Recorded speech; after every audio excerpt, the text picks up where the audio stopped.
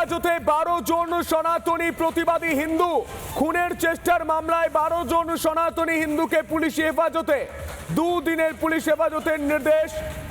12 জন সনাতনীর police হেফাজত, দুদিনের police হেফাজতের নির্দেশ আলিপুর আদালতের।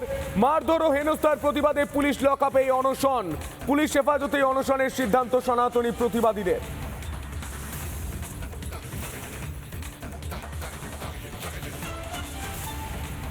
গ্রেপ্তার হওয়া প্রতিবাদী সনাতনী হিন্দু নকুল ভট্টাচার্য, তিনি ঠিক কি বলছেন তার সঙ্গে কথা বলেছিলেন আমাদের প্রতিনিধি সৈকত। কি বলছেন তিনি, শুনবো। আপনি তো অনেক বয়স্ক ব্যক্তি, কোথা থেকে এসেছিলেন আপনি? কৈখালী এয়ারপোর্ট, নকুল ভট্টাচার্য। আচ্ছা, আপনাকেও অ্যারেস্ট করেছে? আমাকে অ্যারেস্ট করেছে, আমাকে ছেঁচে নিয়ে গেছে বিনা কারণে। পেসমেকার লাগানো 74 বছরের লোক, সে কি খুন করতে এসছে? আমি প্রতিবাদ করেছি এইটা। আজকে যে দিগুদাস হত্যা হয়েছে আমি তার প্রতিবাদ করেছি, আর কোনো অপরাধ ছিল না। আপনি তো অনেক বয়স্ক ব্যক্তি, কোথা থেকে এসেছিলেন আপনি? কৈখালী এয়ারপোর্ট, নকুল ভট্টাচার্য। আচ্ছা, নকুল আপনাকেও অ্যারেস্ট করেছে?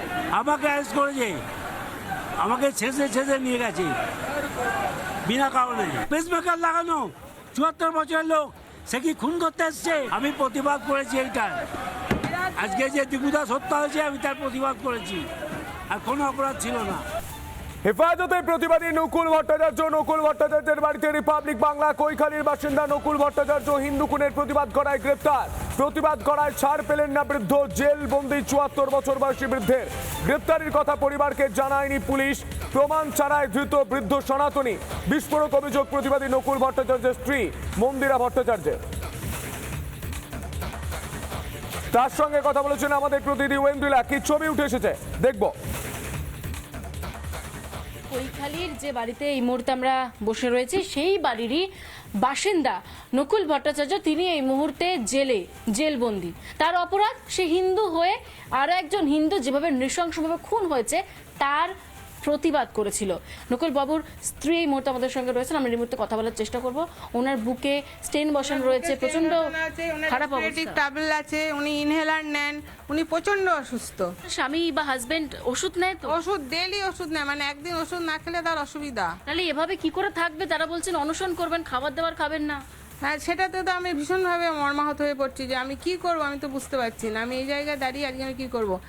উনি কি ওষুধ নিয়েছেন এই দুদিনে 3 দিনে? এই 2-3 দিন একদম ওষুধ পাননি। পুলিশের কি তার বাড়িতে কি মা বাবা নেই? তার বাড়িতে কি এরকম বয়স্ক লোক নেই যে কাকে মারছি আমি, কাকে ধরছি, একবার তাদের দিকে তাকিয়ে দেখলো না? কাকে আমি ধরে নিয়ে যাচ্ছি? আমার হাজবেন্ড জেলে, আমরা তো বাড়িতে আমার কেউ নেই, আমি একা। আমার তো আমাকে সহযোগিতা করবার মতোও কেউ নেই। দেখ কোন জেলে আছে তাই আমি জানি না। মানে কোনো তথ্য আপনাদের কাছে নেই?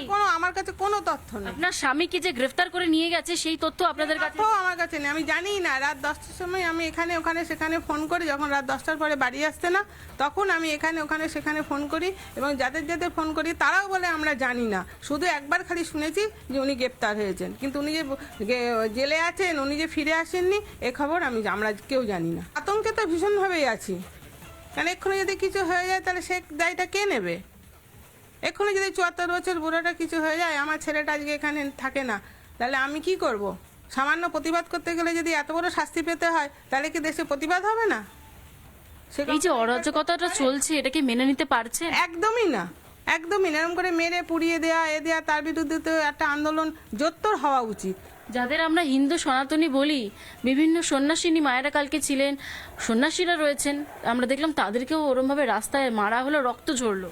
তবে যে পুলিশগুলো এই কাজগুলো করছে বা যে সরকার এই কাজ করছে, তারা কি সনাতনী নয়? তাদের বিবেকে কি একটুও লাগছে না?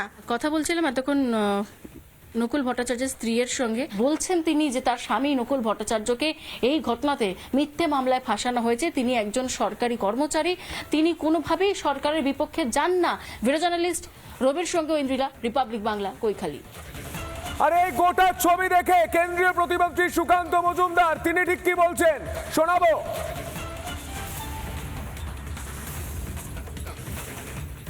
দেখুন, যেভাবে সাধু সন্ন্যাসীদের উপর লাঠিচার্জ হয়েছে, ইন্দিরা গান্ধী একসময় করিয়েছিলেন এইভাবে লাঠিচার্জ কর্তৃ মহারাজের উপরে, যখন তিনি গোহত্যা বন্ধ করার জন্য আন্দোলন করেছিলেন।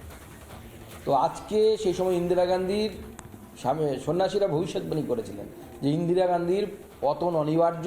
ইন্দিরা গান্ধী তখন যে সময়ের কথা বলছি, সেই সময় ইন্দিরা গান্ধীর পতন কেউ ভাবতে পারতেন না। মানে মমতা বন্দ্যোপাধ্যায় তো কোন ছাড়, তার থেকে অনেক অনেক কয়েকশো গুণ বেশি রোবাস চেহারা নিয়ে ইন্দিরা গান্ধী ভারতবর্ষকে শাসন করছিলেন সেই সময়। সেই ইন্দিরা গান্ধীর কিন্তু পতন হয়েছিল, তাকে হারতে হয়েছিল, জেল যাত্রা হয়েছিল। মমতা বন্দ্যোপাধ্যায়ের কিন্তু আগামী দিনে সেই সময় আসছে, এবং যেভাবে আচরণ পুলিশ করেছে, কলকাতা পুলিশ করেছে, একে দেখে মনে হচ্ছিল তো 1946 সালে সেই জিন্না এবং সোহরাওয়ার্দীর পুলিশ। মমতা নানা ধরনের কন্টেন্ট দেখার জন্য লাইক করুন, শেয়ার করুন আমাদের ফেসবুক পেজ, সাবস্ক্রাইব করুন আমাদের ইউটিউব চ্যানেল। পাশাপাশি অন্যান্য ব্রেকিং নিউজের জন্য অবশ্যই চোখ রাখুন রিপাবলিক বাংলায়।